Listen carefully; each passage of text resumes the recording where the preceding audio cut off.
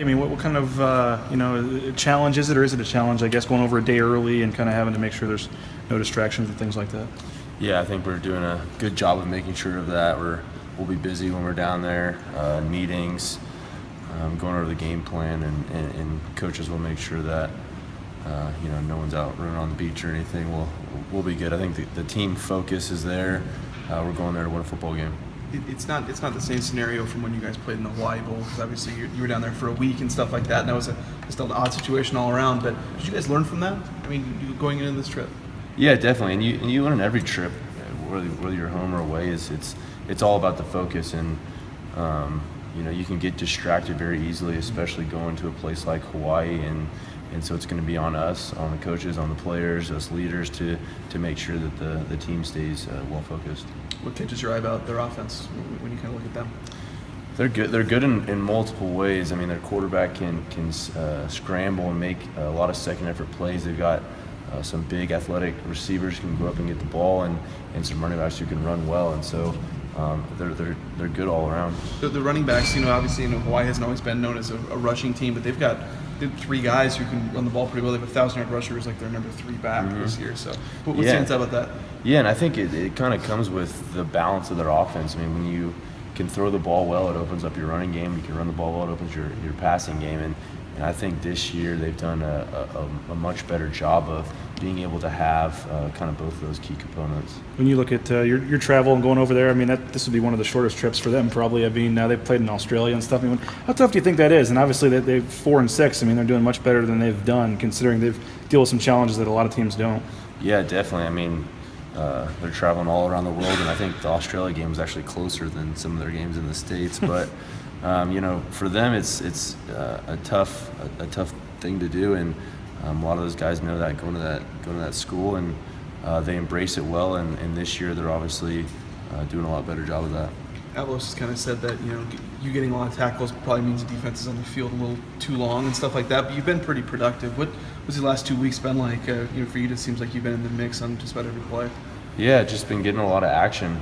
Sometimes that's good, sometimes that's not so good. And I like to look at it like if you don't have a lot of tackles and the tackles are spread out, then everyone's doing their job and you're not having to make as many second effort plays. And so I don't know if it's teams are just running to the boundary a little more now or what's going on, but they've piled up a little bit these past few weeks. Have you been on the field more so over the last couple of weeks too, or? I'm not sure. When the game happens, I think you just start playing, and whether we come on, come off, the situation.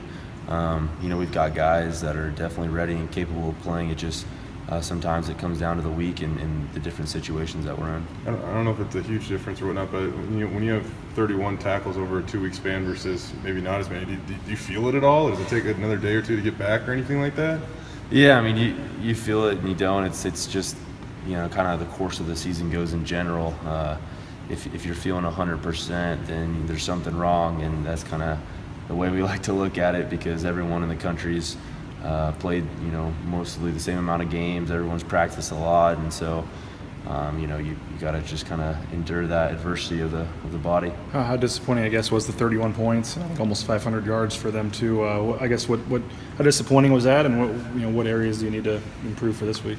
Yeah, I mean, I definitely after the game, the aura I think was not our standard, and we definitely tried to, and I think did make a very big emphasis on our tackling and just our fundamentals this week of getting back to kind of the beginner things of your get off, your stance, and really just going attacking that player you're going against. And sometimes as the season goes on, you get away from those things because you're trying to save bodies and you're just game planning, and but I think we did a really good job Sunday night of starting those things and continuing that emphasis yesterday, and we'll do so today. With the mobile quarterbacks, I know it's been a little bit of a challenge for you. I know this guy doesn't do it quite as much, but he can do it some. What's been the biggest challenge the last couple of weeks, and what do you need to fix up there in terms of limiting him from extending some plays with his legs and stuff?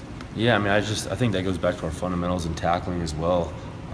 We'll continue to keep working that and really our eye control as well. If everyone's doing their job, the coaches have a good scheme for us, a great scheme for us, dialed up just like they do every week. And so it's just kind of our job then to make sure we go out there and execute it. probably see it in practice a lot, and I think the fans saw it with Alex Madison's 100-yard game. What impresses you most about that guy? And obviously, looking at it, doesn't look like a true freshman, but you go against him a lot. What impresses you? Yeah, out there, I mean, he goes out there and acts as if he's a senior, but what I really like about him is when he's in this building, he's very humble, his head's down, he's a hard worker, and he's just trying to learn. Being in a room with Jeremy, an all-star running back for us, it'd be easy to kind of look the other way and think you're not going to get many carries or won't get any action, but I think he's approached it the right way and really accepted Jeremy's role and his role and able to learn from him in trying to use that in his game as well. Okay.